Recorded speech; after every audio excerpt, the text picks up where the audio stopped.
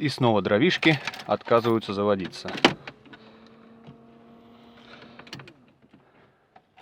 Итак, карбюраторная девятка. Стартер крутит, но не заводит.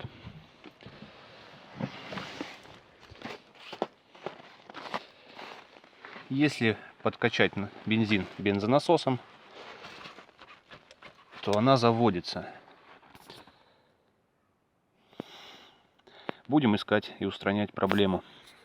Следует сделать в этой ситуации, это хорошо зарядить аккумуляторную батарею, так как просто мощности аккумулятора, особенно в холодное время суток, может не хватать. И еще один совет: на ночь износить аккумулятор, если у вас вообще случается эта проблема. Второе. Проверить наличие искры с каждого из бронепроводов. Берем свечу на корпус, кладем и идем крутить стартер в салон. Лучше делать это с помощником, чтобы вы могли наблюдать, есть ли искра или нет. В общем, в электрике я уже эти проблемы искал, у меня есть отдельное видео по этому поводу. Я скину ссылку на него. Следующее, после аккумулятора, что стоит сделать, это заменить свечи зажигания. А также, если требуются бронепровода, так как они являются расходниками и тоже могут являться причиной плохой заводки автомобиля. Аккумулятор заряжен, свечи заменены, на каждой из свечей есть хорошая искра, я проверил. Значит, в принципе, проблема не в электропитании, а здесь, именно в потреблении бензина. Значит, мы заметили закономерность, что машина заводится после того, как накачать насос, точнее бензонасос. Тогда машина заводится. Если вручную качать бензонасосом, то он вполне хорошо качает. Значит, диафрагма бензонасоса в порядке. Но вот шток бензонасоса мы, скорее всего, будем менять. Сам шток бензонасоса.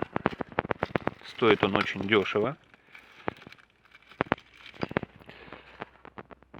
Сейчас мы отсоединяем трубки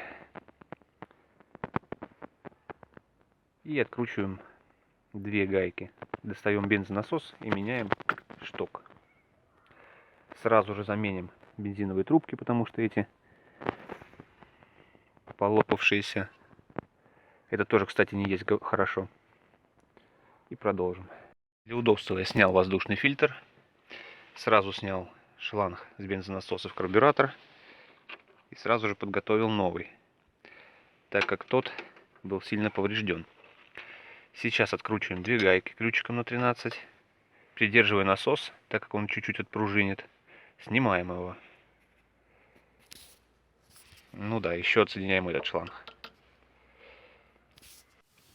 Итак, снимаем проставку со штоком. Берем новую. Но прежде убираем остаток герметика, если он здесь есть.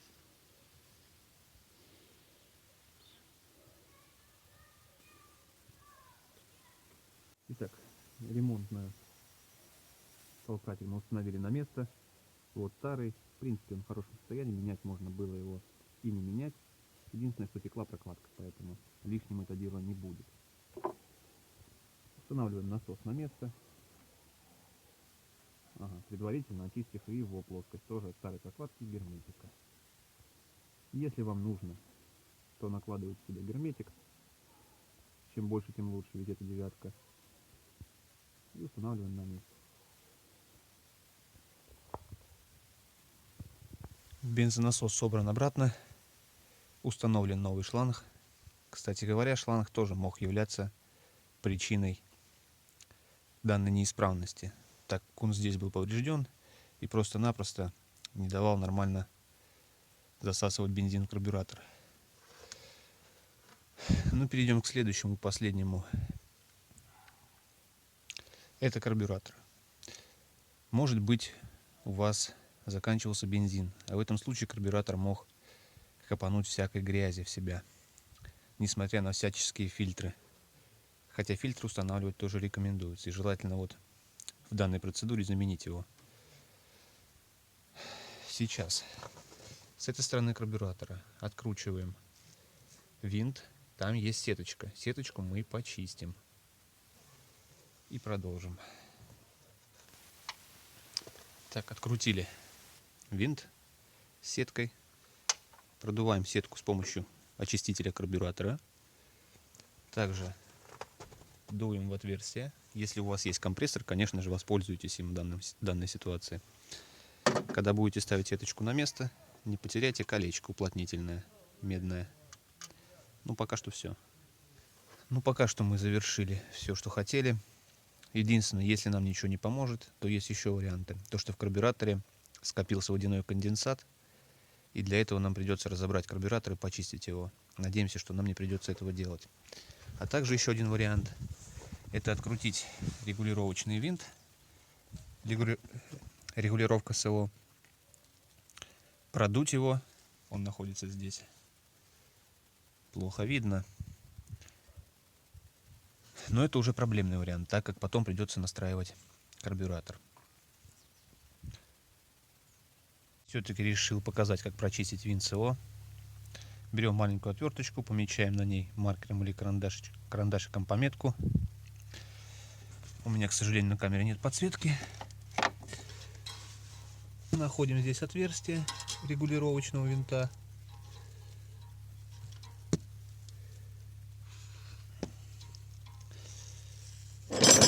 Закручиваем его полностью, дабы посчитать, сколько оборотов нужно сделать, чтобы потом вернуть настройку обратно. То есть мы сейчас закручиваем его до упора, считаем, сколько мы сделали оборотов отверткой, потом выкручиваем его полностью, продуваем и закручиваем обратно до упора и откручиваем на то количество оборотов, которые мы посчитали. Так мы сохраним настройку карбюратора, точнее регулировку. Вот такая вот стратегия. Закручиваем и считаем.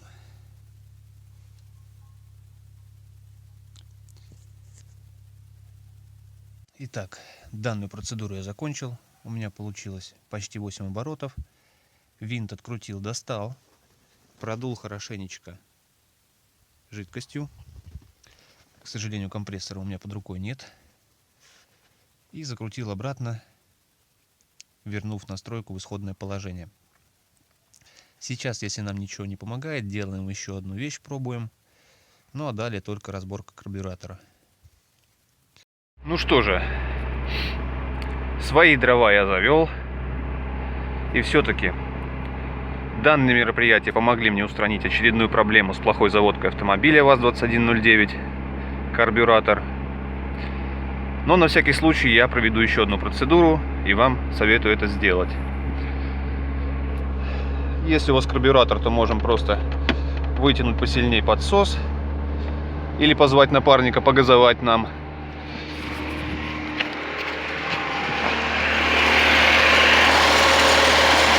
Берем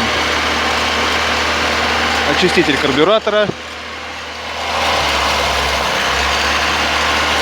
и прыскаем прямо в карбюратор. Видите, как проседают обороты? Желательно, чтобы напарник погазовал.